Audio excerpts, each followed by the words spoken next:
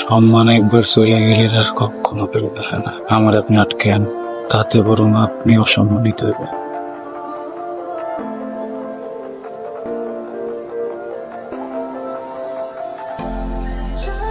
আমার কি দোষ? আমার তো পড়ালেখা করতে পারলা না।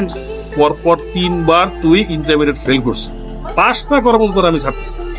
এবার আমি এমন এক পোলার সন্ধান পাইছি যে শুধু পেটে ভাতে তরে পড়ে, সেইখানে থাকবো খাইবো, কোনো ঠিকানা নাই, কোনো কিছু জানো। আমি ওর খবর পাঠাই দিচ্ছি, কালকে সকালে এসে চলে আসবে। যে ঠিকানা বলছিলেন ওই ঠিকানা ধরে চলে আসছে। আরে তাড়াতাড়ি আসো, মেহমান আসছে। কে আসছে?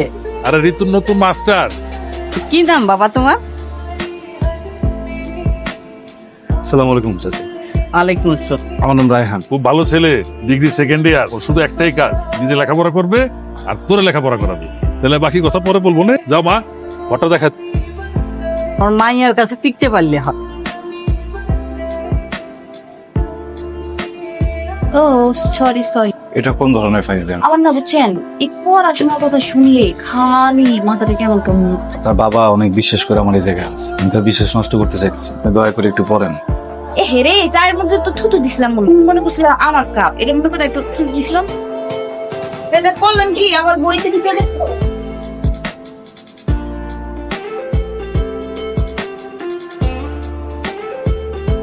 স্যার কি কিছু খুঁজতেছেন? আহারে সাইকেলের হাওয়া গেছে। আপনার তো কলেজ অনেক দূরে স্যার, কেমনে যাবেন? সেইসব নিয়ে চিন্তা করতেছি না, বাজারে গেলে সব ঠিক করন যায়। বইগুলা কই? আমার বইগুলো ফেরত দেন। আমার বইগুলো আমার দিয়া দেন। আপনার কষ্ট দেখা আমার মন থেকে ভাবে গেল। দেখেছি প্রথমবার তুই চোখের চশমা, আমার ভাল লাগছে ভালো লাগছে ভালো লাগছে। টিং টিং টিং চুপ কর স্যার। কোন আমার বইগুলা কই? আপনারা যদি না কোন আমি কিন্তু চাচার কাছে গেছি। ওই যে সামনে দৌড়ে গেলে ওই এই যে সামনে একটা পুষ্কুনি আছে।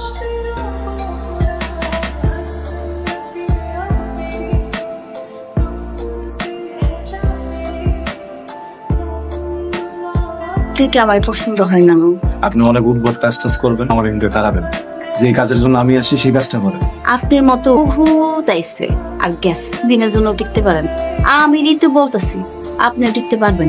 এই পোলার অসুবিধা কি? এত ঘাউরা কেন? এটা ভাগাইতে পারতেছি না। এদিক দিয়া আমি কি করছি জানো? আমি যে ফুফাতো ভাই আছে না শফিক, ও আইতাছে, আইসা এমন সিস্টেম দিব তোর গুন্ডা ভাইটা যাইবো না, ওর ঘরে যাইবো। আরে তুই কি হইছে আম্মা? মাস্টারের খাউনটা দিয়া বিষ আছে, বিষ থাকলে খাওয়ানোর মধ্যে বিষ মিশায় ওই বেহার নির্লজ্জ মাস্টার রে মাইরা ফেলাম। পোলাটাই কিন্তু খুব ভালো, সহজ সরল। এই যে জন আইসে ঘরে পড়ে আছে, ওর সাথে যদি তুই উল্টা পাল্টা কিছু করছো, আমি করলাম তোর বাপের কয়ে দেবো। এই যে নেন আপনার খাবার। অন্যের অন্ন নষ্ট করার কোনো মানে হয় না, বুঝছেন? আপনি একজন নির্লজ্জ মানুষ সেটা আমি বুঝে গেছি, কিন্তু এত নির্লজ্জ সেটা বুঝিনি। আপনি কালকে চলে যান। যান স্যার, যাবেন না? না, আপনি আসলে একটা বেহায়া। আপনি আসলে বেহায়া, আপনি একটা নির্লজ্জ মানুষ। আপনার লজ্জা শরম নাই, জীবনে হইব না। একটা কথা কি জানেন তো, অন্ন, বস্ত্র, বাসস্থান, শিক্ষা, চিকিৎসা এগুলো হলো মানুষের মৌলিক অধিকার। এখানে থাইকা আপনারা পরে আমরা তো পরিশ্রম, আমি ফাও খাইতেছি, পরিশ্রমের খাও। এই না পান্তা ভাত খান।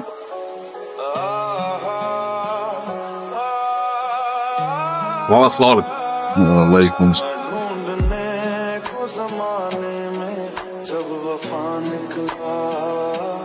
বিহারা শুরু তো মাসা বাবা। আসসালামু আলাইকুম। আদব কেন জানালি? আমার আপন ফুফাতো ভাই। আমি 3-3বার মার্ডার অ্যাটেম্প করেছি, মানে 3-3টা খুন করার চেষ্টা করছি, কিন্তু ভাই কারণ আপনি যদি আমার একটু দোয়া করে দেন, একটা জাস্ট একটা খুনও যদি আমি করতে পারি আমার হবে। একটা খুন, সে শুনুন না স্যার, একটু দোয়া দোয়া একদম খেয়াল লাইফের মধ্যে এলাকা ছেড়ে যাবে।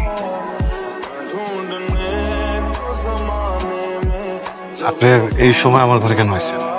আমি না কোনোভাবে এই সূত্রটা মিলাইতে পারতেছি না। আপনি রুম থেকে বাইরন করতেছি। আচ্ছা থাক, আপনার কিছু করা লাগবে না, আমি করতেছি।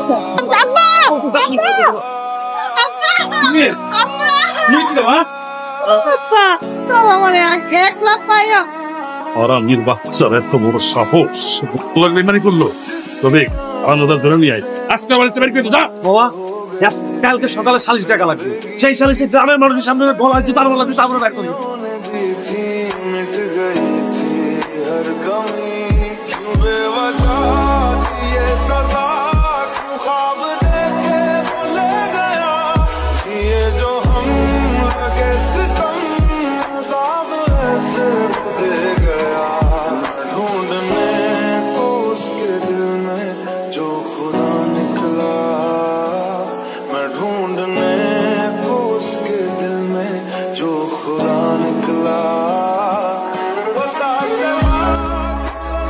হয়েছে?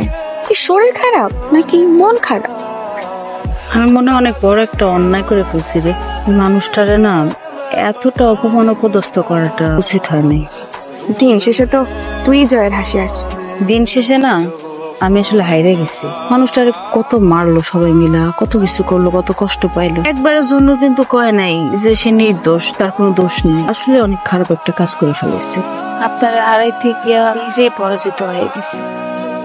আমি আসলে বুঝতে পারি নাই, আমার বোধ শক্তি বিবেক বিবেচনা সব চলে গেছিল।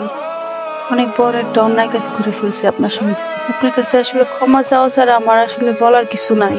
আপনি কেন বললেন না যে এই সমস্ত কিছু মিথ্যা? আপনি তো জানেন না, আপনার বলা উচিত ছিল, আপনার প্রতিবাদ করা উচিত ছিল। আপনি কেন সত্য ডাক বললেন না? কারণ এই সমাজে কেউ সত্যের পক্ষে না। আমার মার বেলা এড়িয়ে ছিল কি হয়েছিল আপনার মায়ের? এক বুক সংগ্রাম নিয়ে আমার মা আমার মানুষ। আমার ফেরি মালিকের নাম ছিল কালু মিয়া। একদিন হঠাৎ মায়ের চোখ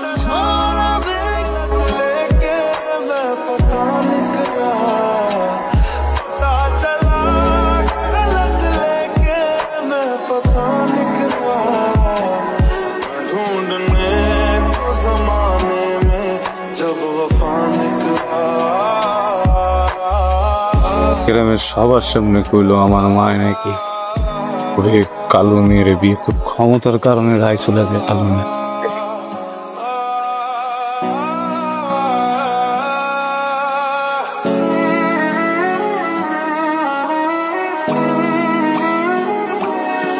जिसके आने से मुकम्मल हो गई थी जिंदगी, दस्तके खुशियों ने दी थी मिट गई। যে এত যন্ত্রণা, এটা তো আমি কোনোদিনও বুঝতে পারি নাই। এগুলো আমার নিজেরই অনেক খারাপ লাগতেছে। হ্যাঁ, চলেন।